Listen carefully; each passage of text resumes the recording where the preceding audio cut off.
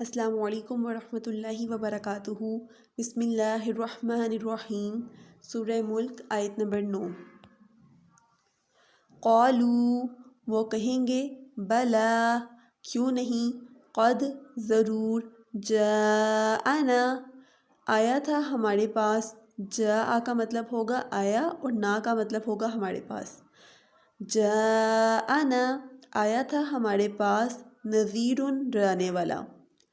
فَكَذَّبْنَا، فا کا مطلب ہوتا ہے پس، کذب، جھٹلایا، نا ہم نے، فَكَذَّبْنَا، پس جھٹلایا ہم نے، اور قُلْنَا، قُل کا مطلب ہوتا ہے کہا اور نا کا مطلب ہوتا ہے ہم نے، اور کہا ہم نے، ما کہ نہیں، نزّلَ نازل کیا، اللہ نے، من شیئن کوئی چیز، ان نہیں، انتم ہو تم، الا مگر، فی میں، ضلال گمراہی، کبیر بہت بڑی۔ اب اس آیت کا بامحاورہ ترجمہ دیکھ لیتے ہیں۔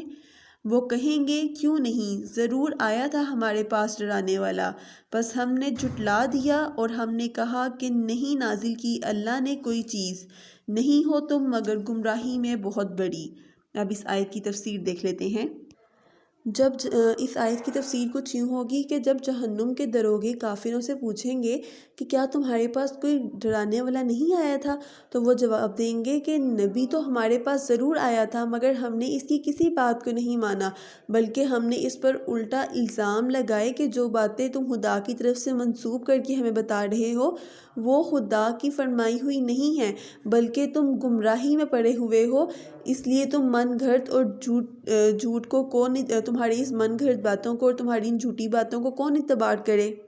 یعنی کہ جو کافر ہوں گے جن کو جہنم میں ڈالا جا رہا ہوگا، وہ کہیں گے کہ ہم نے پیغمبروں کی تصدیق کرنے کی بجائے انہیں جھٹلایا، آسمانی کتابوں کا سرے سے انکار کر دیا، حتیٰ کہ اللہ تعالیٰ کے پیغمبروں کو ہم نے کہا کہ تم بہت بڑی گمراہی میں